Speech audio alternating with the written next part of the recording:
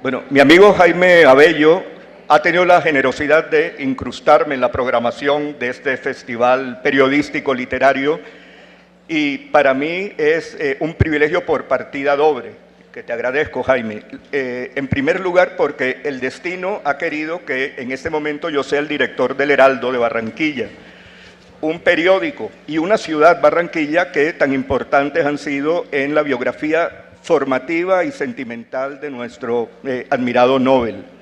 Y el segundo privilegio es que estoy sirviendo de introductor de Juan Villoro, que me la pone fácil, Jaime, porque no necesita presentación. Yo lo único que quiero decir de Juan es que es una de las voces más solventes y más potentes, una de las voces intelectuales más solventes y potentes de Iberoamérica. En esta reunión se han ido contando anécdotas sobre García Márquez, unas más cálidas, más cercanas, y yo me limitaré a aportar dos anécdotas muy modestas para el gran anecdotario que seguramente surgirá de este encuentro. La primera anécdota ha ocurrido hoy mismo. Estábamos de una visita en la Comuna Oriental, viendo el sistema de transporte maravilloso que tiene Medellín, y ayer, no sé, quienes estuvieron en la intervención del presidente de la República, él recordaba una anécdota con García Márquez, que un día llegó a visitarlo y lo encontró muy alterado, muy excitado, enfadado, porque no encontraba una palabra para escribir un relato. Y entonces él le preguntó al hoy presidente de la República, ¿cómo se llama ese juego donde la gente tira una monedita contra la pared? Y el presidente no sabía, y García Márquez, por supuesto, tampoco. En el viaje a la comuna estaban unos niños jugando hoy ese juego, y Jaime y yo nos acercamos y les preguntamos cómo se llama el juego, y se llama La Cuarta. Y le preguntamos como correctos periodistas, ¿por qué? Que es la pregunta fundamental para el ejercicio de este oficio. Y un niño contó porque se mide por cuartas la diferencia de las monedas, o sea que enigma resuelto muchos años después. Y la segunda anécdota tiene que ver con esta fotografía. Esta fotografía es García Márquez en una visita al Heraldo en el año 84. Esa máquina que ven ahí, que es una Underwood, fue en la que él escribió las jirafas a las que hoy se va a referir seguramente Juan en su intervención.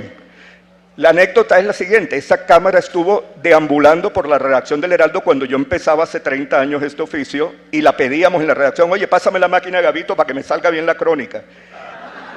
Y pasaba la máquina de escritorio en escritorio y un buen día o malo, depende como se quiera ver, llegó Jacques Gillard al Heraldo a preparar las jirafas y vio ese monumento, esa máquina, y creía que merecía un mejor destino.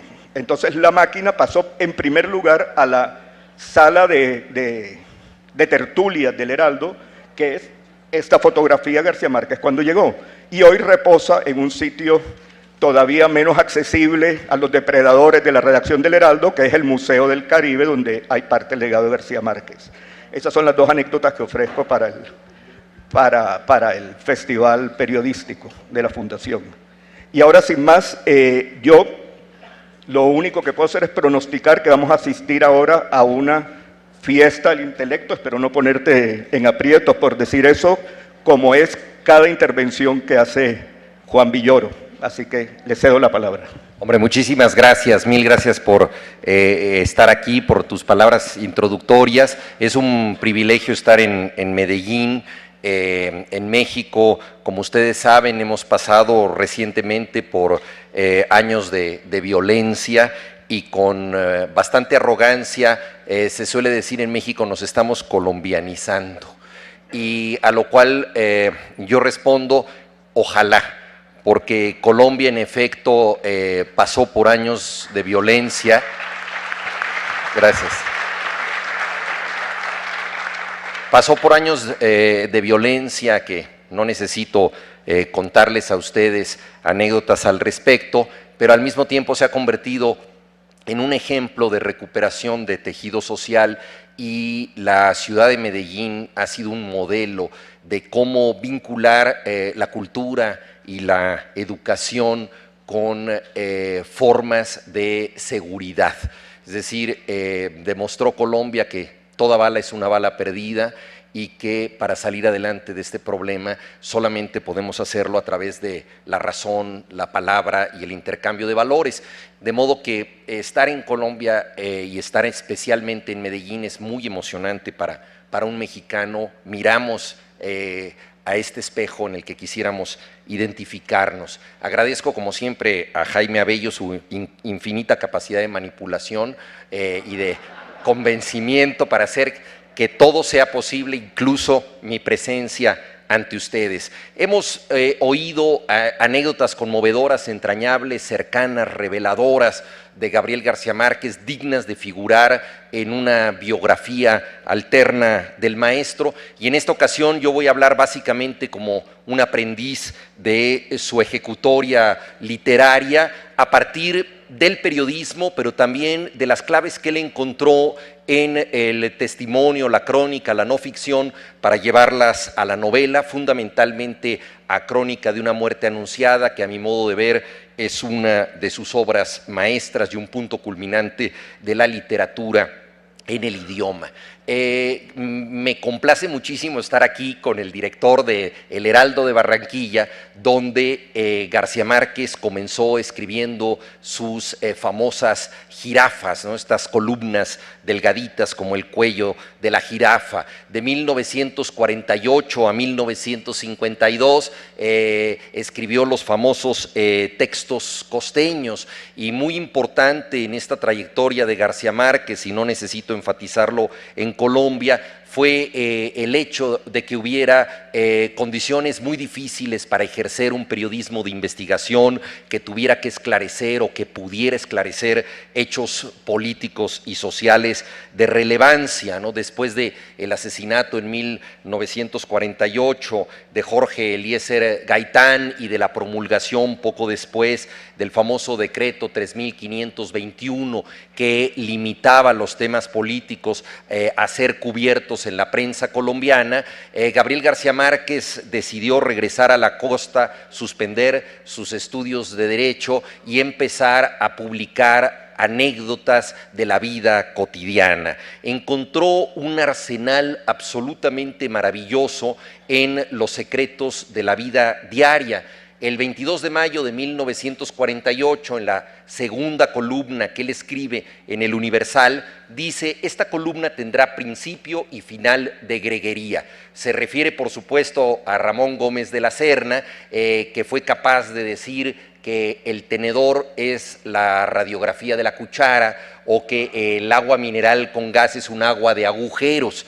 Esta capacidad de reinventar lo real de Ramón Gómez de la Serna estaba presente desde las primeras columnas del jovencísimo García Márquez. En él encontramos a un descubridor, como diría Georges Perec, el escritor francés, de lo infraordinario, es decir, de misterios que provienen de acercarnos lo suficiente a la realidad. Nada tan complejo, nada tan enigmático, nada tan misterioso como lo que nos rodea desde siempre, si es visto de otro modo. Y yo creo que eso fue lo que ejerció el joven periodista García Márquez. Hay un fenómeno que a mí me interesa mucho, que los físicos llaman paralaje, que es el cambio de perspectiva a partir del desplazamiento del observador. Cuando nosotros vemos una realidad desde un punto de vista definido, encontramos que hay una perspectiva que aparentemente nos explica lo real. Pero si nos desplazamos, la perspectiva cambia y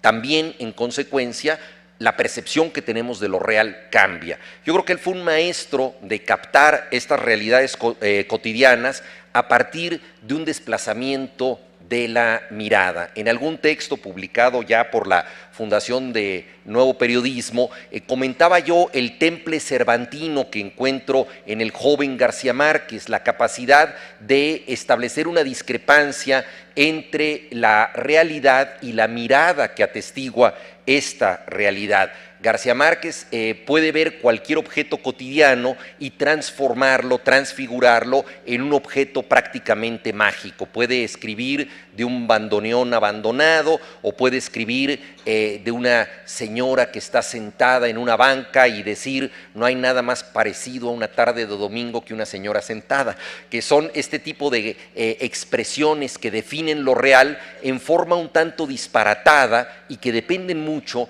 de la forma en que García Márquez describe la realidad. Su célebre crónica sobre la llegada de una vaca a una ciudad que interrumpe el flujo del tráfico es una demostración de que dos elementos comunes, una vaca y un paisaje urbano, al combinarse en forma insólita, causan una situación absolutamente inesperada. En ese momento la realidad se da de baja, hay vacaciones para la racionalidad ambiente y surge el momento especial del asueto, el momento de ver las cosas de otro modo. Una vaca que se instala en la ciudad crea un domingo instantáneo, aunque ese día sea un martes. Así observa la realidad el joven García Márquez y le da una posibilidad a lo real de convertirse en una forma de la mitología. Yo creo que este es uno de los secretos que luego vamos a encontrar en sus novelas, el hecho de que circunstancias aparentemente menores, nimias,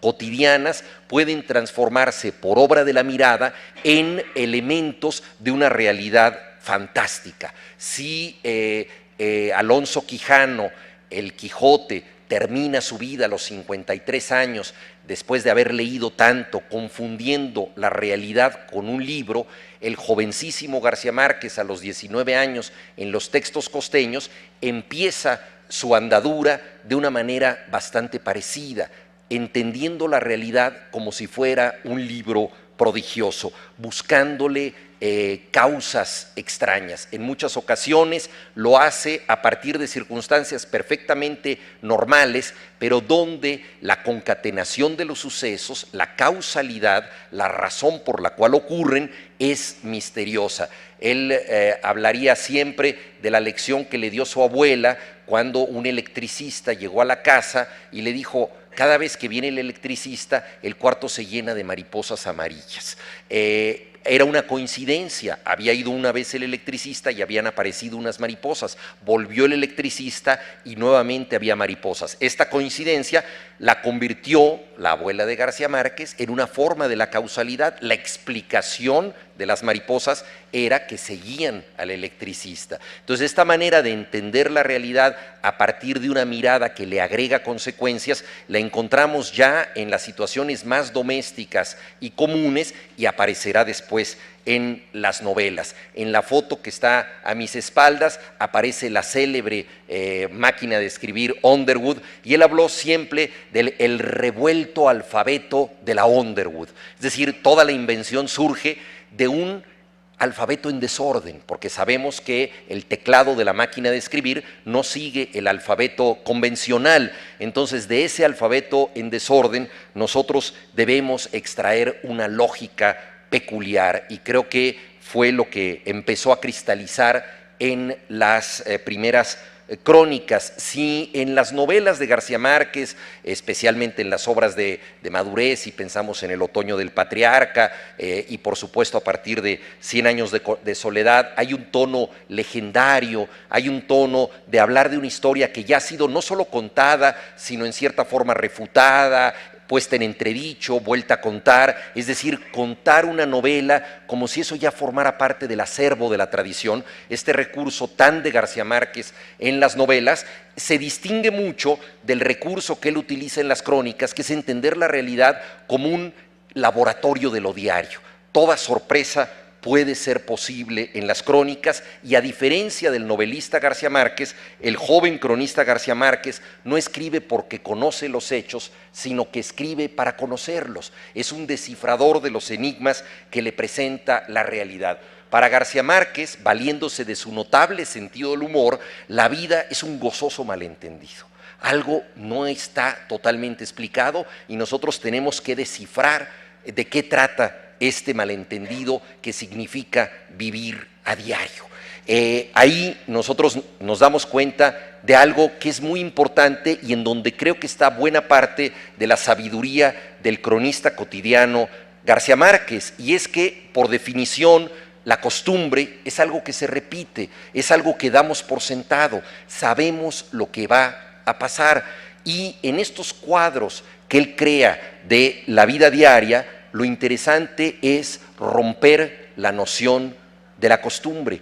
Cualquier confusión nos ayuda a tener un sistema de alerta. Si de pronto hay algo que no comprendemos, eso se aparta de la rutina y nos permite entender la realidad de otra manera. Si una vaca que no debería estar ahí llega a una plaza en una ciudad colombiana, esa vaca interrumpe la costumbre. Entonces él no busca, como luego contará en sus novelas, este tono de lo que se reitera a sí mismo, sino la sorpresa en la zona donde aparentemente no debe ocurrir, es decir, la zona de lo cotidiano. Creo que ahí están los recursos esenciales para todos los que tratamos de ser sus discípulos, procurando entender que la realidad es mucho más significativa a partir de la forma en que es vista y de lo que se le puede agregar a esta realidad.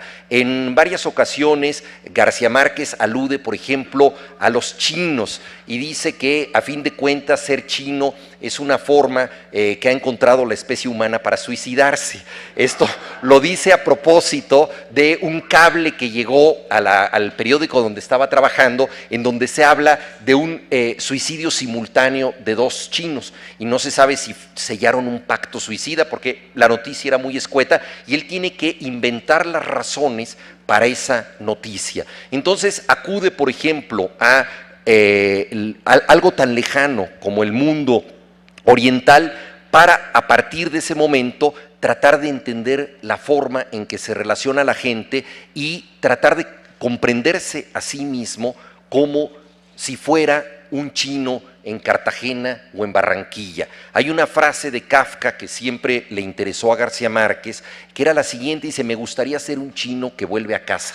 Es una frase enigmática porque lo importante de esta frase de Kafka es que Kafka la decía pensando que nunca iba a estar en China. Es decir, lo interesante no es ser realmente un chino que vuelve a casa, sino imaginarse desde Praga como un chino que regresa a casa, ¿no? ¿Cómo será el regreso al lugar conocido de un chino?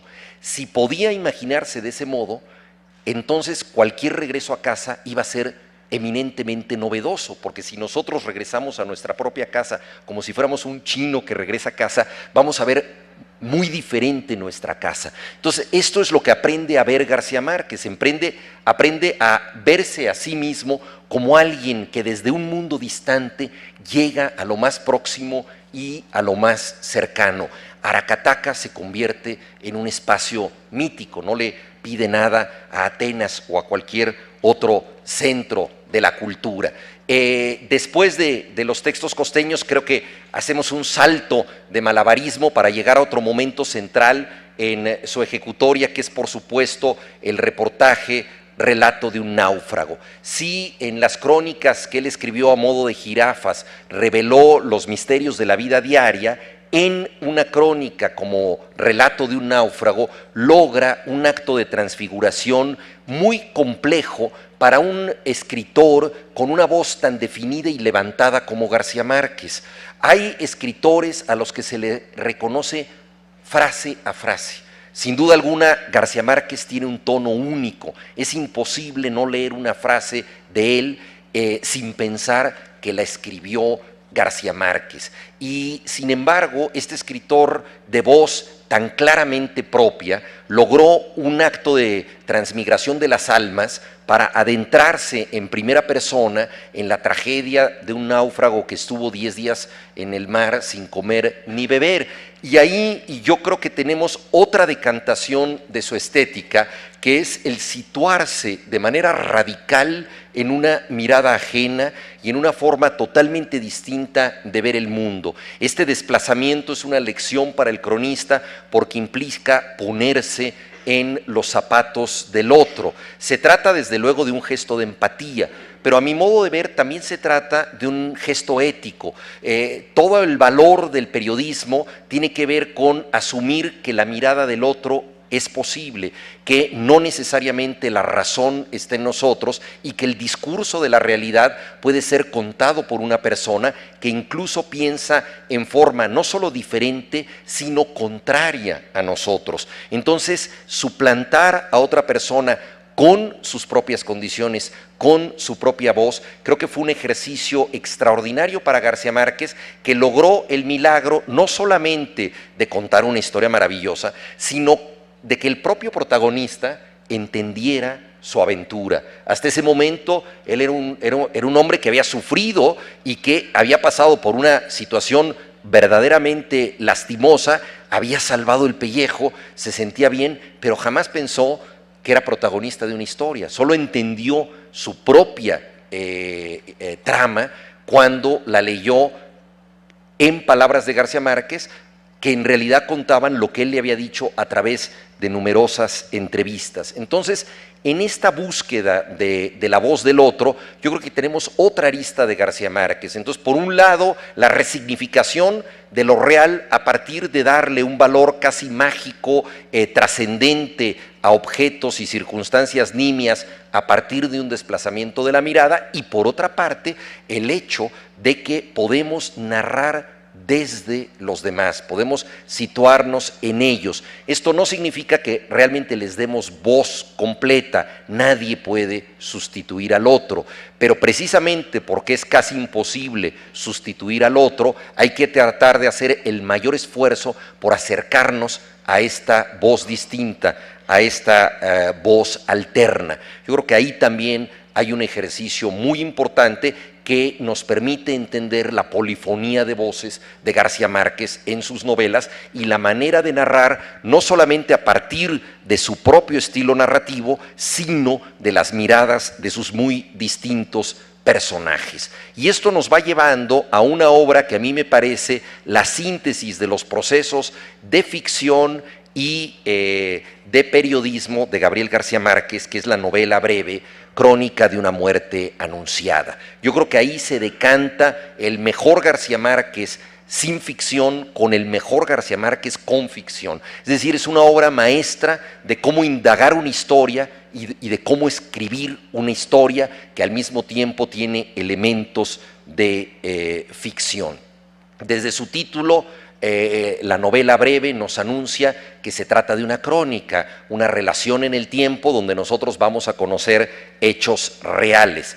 Al mismo tiempo anticipa la trama fundamental de la novela y el desenlace, que es la crónica de una muerte anunciada, es la historia de un asesinato, y esto se refrenda desde el primer párrafo. Tenemos una narración de una concisión muy especial. García Márquez trabajó en el espacio amplio de la novela Río, como 100 años de soledad, que a su manera es una versión contemporánea de Las Mil y Una Noches, es un río de historias con pequeños cuentos que se van traslapando y entrecruzando, y trabajó también en relatos bastante concisos, y es en esta novela donde encuentra una zona intermedia particularmente reveladora. El escritor argentino Ricardo Piglia ha dicho que la novela breve se presta mucho para recuperar desde los tiempos modernos la idea de la oralidad. Una novela breve es una historia que podríamos nosotros contar verbalmente de una sentada.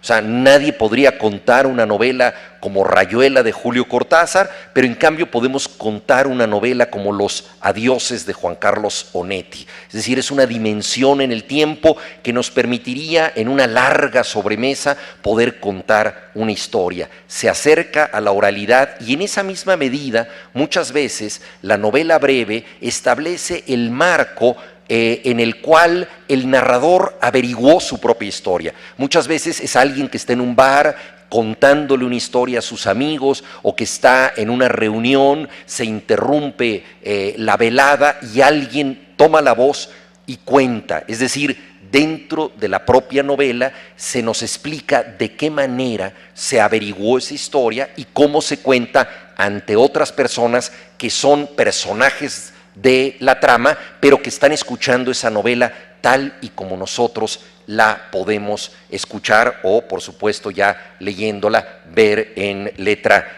impresa. Entonces el marco de la historia es un referente y Crónica de una muerte anunciada no es la excepción. El narrador nos habla de un suceso autobiográfico, menciona gente de su familia y nos cuenta cómo se enteró de las cosas y cómo ha tratado de averiguar otras. De acuerdo con Piglia, toda novela y especialmente toda novela breve, trabaja con 3 categorías que son absolutamente imprescindibles y que son motores de la intriga. Una es el enigma, otra es el misterio y otra es el secreto. El enigma es algo que se debe descifrar, que se debe resolver. El misterio es algo inexplicable, pero que enriquece la trama. Es algo que está ahí y nosotros no sabemos muy bien por qué ocurrió, pero no tiene que ser explicado. Y por último está el secreto. El secreto es algo que alguien sabe dentro de la novela, pero que no comunica, que no dice, que no revela del todo. Este es quizá el elemento más importante de las novelas breves. Una novela breve no puede durar demasiado en el tiempo porque no es fácil retener este sentido del secreto. Se está contando algo que nos interesa porque no hemos llegado al núcleo de la acción. En un cajón oculto hay una verdad que no se ha descifrado. ¿Cuánto tiempo podemos posponer esa verdad? La duración de esta tensión investigativa es justamente la duración de una novela breve. Entonces, la novela breve apuesta un poco a este control del secreto, que en el caso de García Márquez es excepcional. Me parece que toda la novela es una reflexión hondísima, acaso la mejor que existe en la literatura contemporánea, sobre la figura del testigo. ¿Desde dónde podemos averiguar los sucesos? ¿Qué tan capaces somos de adentrarnos en ellos? El propio García Márquez es el testigo de su trama, pero hay cosas que no conoce y desea saber. ¿Cómo indagar esto? Hay una clave periodística, hay una clave literaria y él va a ir mezclando ambas para acercarse a esta resistente, renuente verdad. Creo que la novela nos da también una lección extraordinaria sobre la diferencia, y este es un tema central para quienes participamos en este encuentro, entre información y narración. La información pertenece al mundo de los datos, es incontrovertible, ocurre de una sola manera. La información son los hechos duros que nadie puede rebatir, pero la narración es la interpretación de esos hechos, el por qué sucedieron, el tratar de llegar a dilucidar su enigma. Entonces, hay muchos momentos del periodismo en que tenemos los datos, tenemos la información, pero solamente podemos explicarlos en una clave conjetural, tratando de imaginar la razón por la que ocurrieron los hechos. Y en ocasiones tenemos informantes, como en el caso de Crónica de una muerte anunciada, que nos dan versiones contradictorias sobre los hechos que no necesariamente nos ayudan a llegar a la verdad, sino que parece que están construyendo una verdad alterna. Entonces, hay algo que reclama explicación y que debe ser narrado, y es lo que hace García Márquez en esta novela excepcional, en donde el punto de vista del periodista pacta con el punto de vista del novelista para adentrarse en los sucesos. Conocemos de sobra la historia, en donde nosotros vamos a ver la muerte de Santiago Nazar, en un pueblo donde nadie hace nada por impedir esta muerte. Aparentemente todos están de una manera u otra enterados de que esto puede ocurrir. La circunstancia además sucede en el momento en que el obispo visita la ciudad. Hay esta llegada de un prelado que no sirve para nada, y toda la trama tiene hasta cierto punto el tinte de un sacrificio cristiano. La víctima viste de blanco, es hijo único, se comporta como si fuera completamente inocente. Algunos de los personajes llevan nombres tradicionalmente cristianos, uno de ellos es nada menos que Cristo, ¿no? Otro es Poncio, Pedro, Pablo, ¿no? De modo que estamos ante un evangelio contemporáneo. Y hay una suerte de villano de la trama, que es Bayardo San Román, que a decir de la madre del narrador, cuando lo ve por primera vez, dice: sentí que se me apareció el diablo, ¿no? Es como en la tradición de el Fausto, un agente que viene de fuera, muy rico, seductor, prepotente, un hombre acaudalado, que quiere comprar una novia que es Ángela Vicario. Entonces tenemos todos los ingredientes para una pasión crística, para un sacrificio, y al mismo tiempo esto es una metáfora de la impunidad, en donde todo mundo hasta cierto punto es responsable moral de un asesinato. Esa es la historia aparente, esa es la trama que nosotros tenemos, y podríamos ver claramente un elemento de denuncia. La causa del asesinato es que Ángela Vicario, en su noche de bodas, ella se va con su esposo, Bayardo San Román, y resulta que ella no es virgen. Él la rechaza y le piden a ella que revele con quién se había acostado, y entonces da el nombre de Santiago Nazar. Estamos ante una crítica, digamos, de una gazmoñería, de una moral pudibunda, al mismo tiempo de una sociedad donde la ley se toma en propia mano. Los hermanos de Ángela Vicario deben vengar su honra, no quieren hacerlo, son buenos muchachos, Pedro y Pablo, con nombres clásicos de la tradición cristiana, nombres de apóstoles, van por el pueblo tratando de que les impidan el crimen, afilan los cuchillos a la luz de todo mundo, van anunciando que van a matar a Santiago Nazar, están esperando que alguien los detenga, nadie lo hace. Probablemente si en vez de dos solamente hubiera habido un hermano, no se hubiera atrevido a cometer el crimen, pero el hecho de que sean dos hermanos y además gemelos hace que uno sea el espejo del otro, uno es la sanción moral del otro. Si uno no actúa, el otro lo condena, se vigilan recíprocamente. Esta condición de ser gemelos los obliga moralmente a actuar así conforme a lo que consideran que es su deber para cumplir con este asesinato forzoso.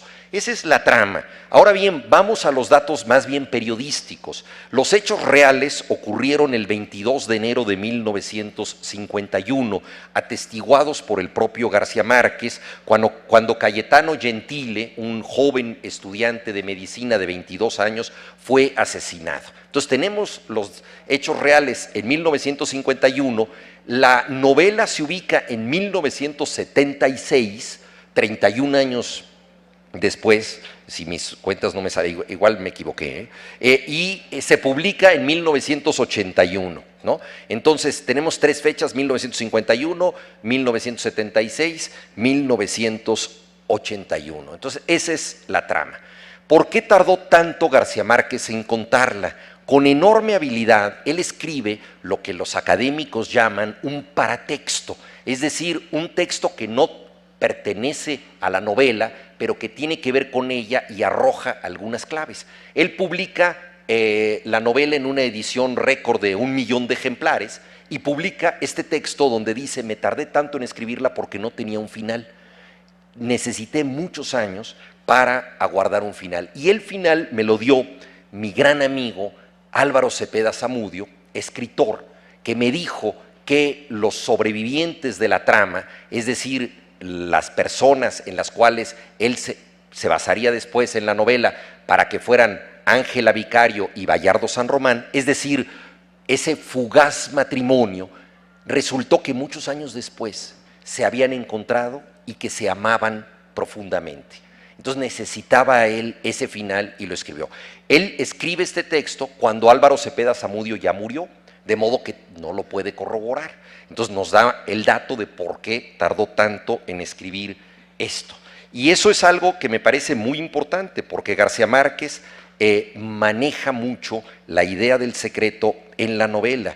Él dice al respecto: he tenido que repetir esto muchas veces, pues habíamos crecido juntos en la escuela, sobre la dificultad de encontrar su historia, pues habíamos crecido juntos en la escuela y luego en la misma pandilla de vacaciones, y nadie podía creer que tuviéramos un secreto sin compartir, y menos un secreto tan grande. Se refiere a su relación con Ángela Vicario, una relación de primos en donde compartían todos los secretos, pero hay cosas que evidentemente no se sabían.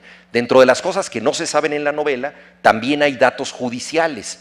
El juez de instrucción que levanta un acta de los hechos, escribe un texto de 500 páginas, hay una inundación que lesiona muchos documentos y de las 500 páginas quedan 322. Entonces, nosotros tenemos una información parcial.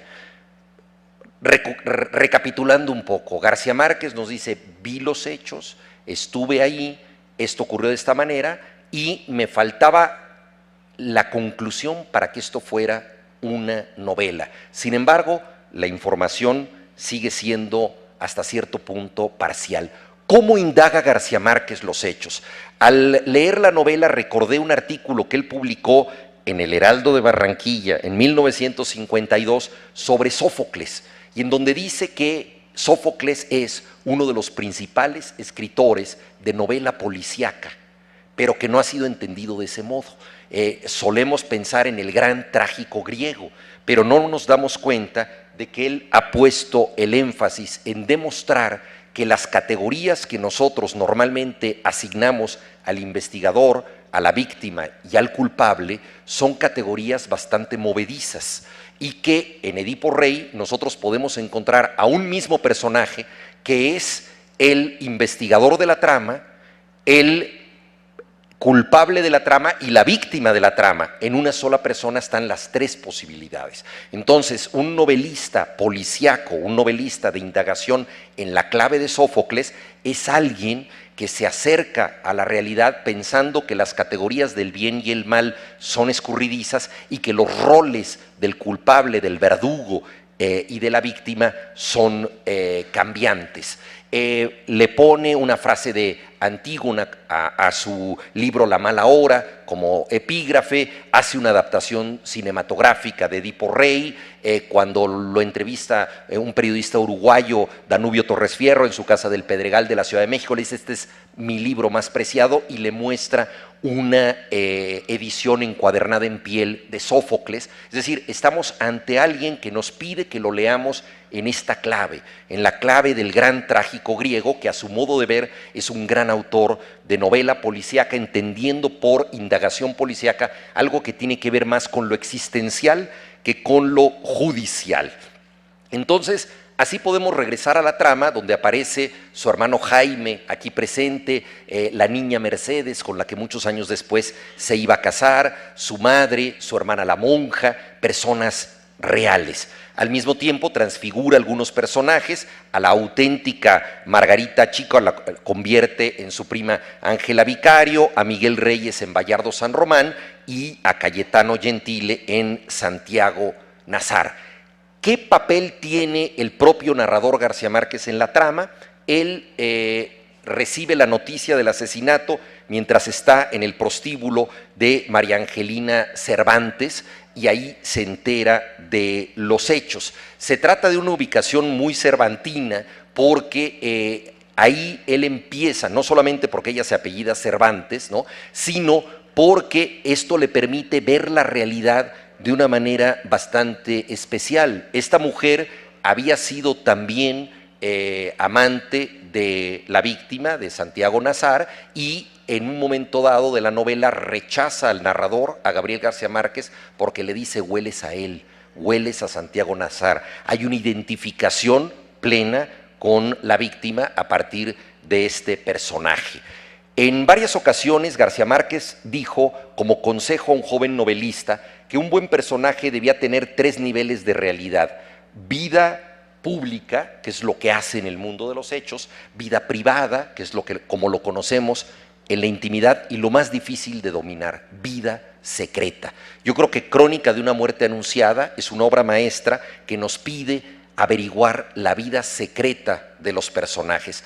Todo está a la vista. Desde el título sabemos lo que pasó y al mismo tiempo no sabemos por qué pasó. Realmente la persona a la que acusa Ángela Vicario, Santiago Nazar, es el culpable. todo ocurrió de esa manera. Esto desvela al narrador y obliga a que nos desvele a nosotros. Naturalmente, con su experiencia de periodista, y aquí entra nuevamente el paratexto en García Márquez, él sabía que esto iba a ser indagado por sus colegas. Julio Roca y Camilo Calderón, de la revista Magazine al Día, averiguaron todo lo que había ocurrido en la famosa fiesta de 1951 y averiguaron lo que había pasado después y descubrieron que todo lo que decía García Márquez era real, menos una cosa: la reconciliación tardía entre los protagonistas, entre Bayardo San Román y Ángela Vicario. Es decir, lo que supuestamente le contó Álvaro Cepeda Zamudio y que fue lo que lo retuvo tanto tiempo para escribir la trama, en realidad es una mentira. Por cierto, que cuando esto lo escribe, a García Márquez y a todos nosotros nos suena muy folletinesco. Y dice García Márquez: me resistí a creer que la vida acabara pareciéndose a la mala literatura. ¿No?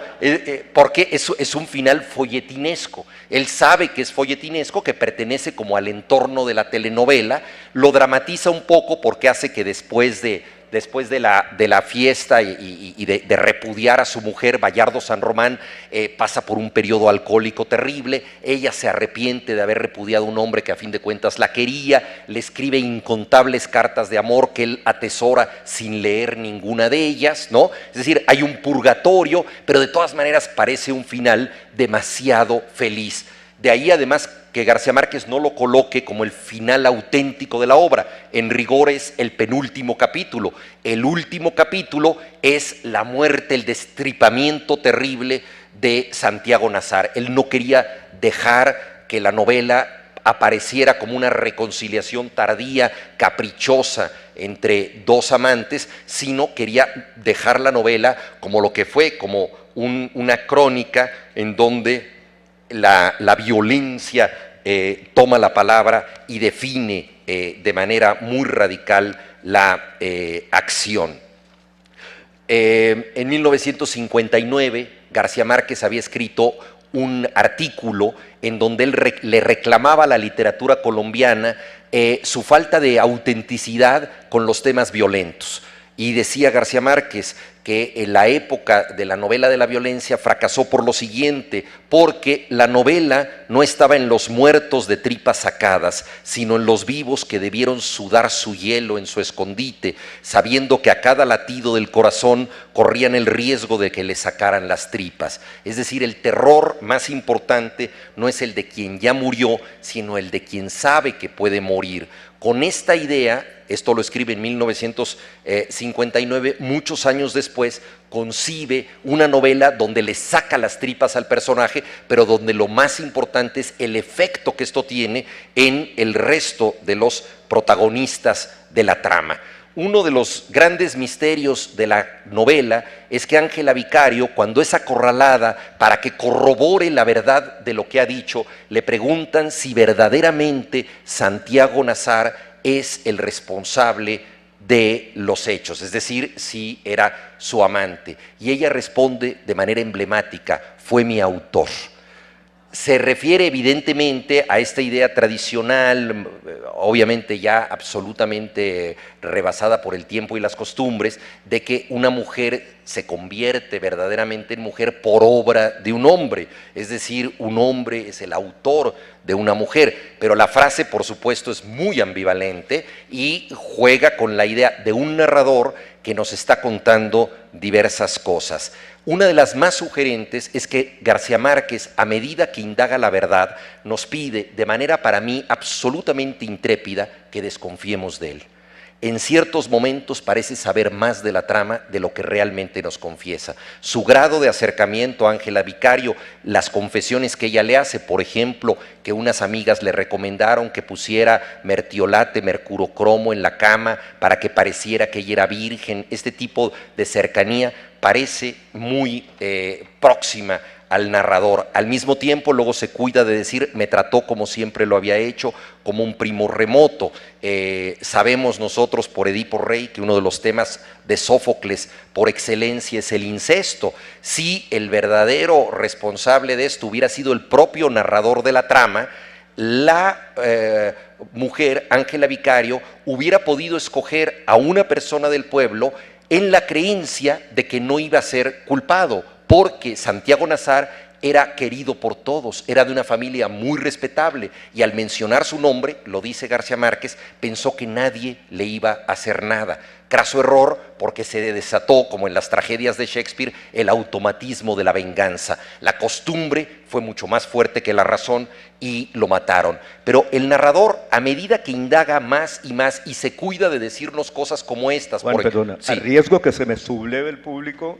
Sí, cumplir la orden ya estamos de que terminando, Sí, estamos nosotros en el momento en que el narrador nos dice: no he podido averiguar cosas. Y esto es muy importante, porque cuando un narrador te dice, para esta crónica me tuve que conformar con tales sucesos, nosotros nos damos cuenta de que si nos dice con toda franqueza que no logró averiguar ciertas cosas, es que todo lo demás que nos está diciendo es real. Establece contradicciones muy sugerentes en la trama. García Márquez siempre pidió auxilio de la lluvia, lo sabemos por sus muchas novelas, y por ejemplo la madre dice que llovió mucho ese día, la cocinera dice que nunca llovió. La verdad es contradictoria, la verdad es un malentendido. Si en los textos costeños García Márquez busca entender la fantasía dentro de la realidad, al buscar la verdad en Crónica de una muerte anunciada, nos da una extraordinaria lección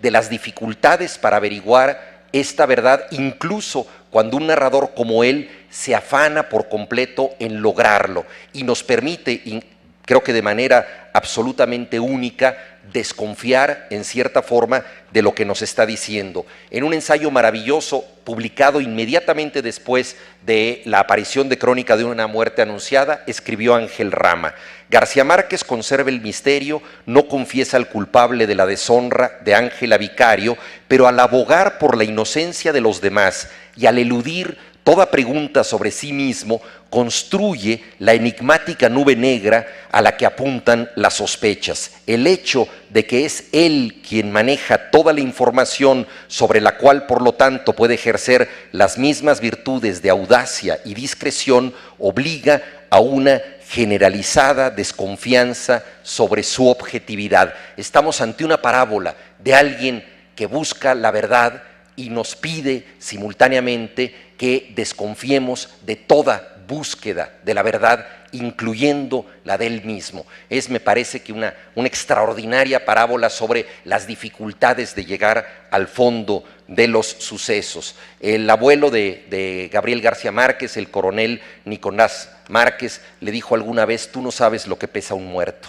Y se refería, por supuesto, al hecho de haber cargado literalmente un muerto y a las consecuencias morales que eso tenía con el tiempo. Él no olvidó la frase, está en alusión en 100 años de soledad, y creo que la atesoró lo suficiente para escribir esta obra inagotable sobre lo que pesa un muerto, sobre la muerte de Santiago Nazar y las infinitas dificultades para llegar a la verdad y para llegar a este enigma inagotable de la muerte, algo que no podemos decir del todo porque es lo que quisiéramos refutar. Podemos decir, para finalizar, que el coronel Nicolás Márquez sí tuvo quien le escribiera. Gracias.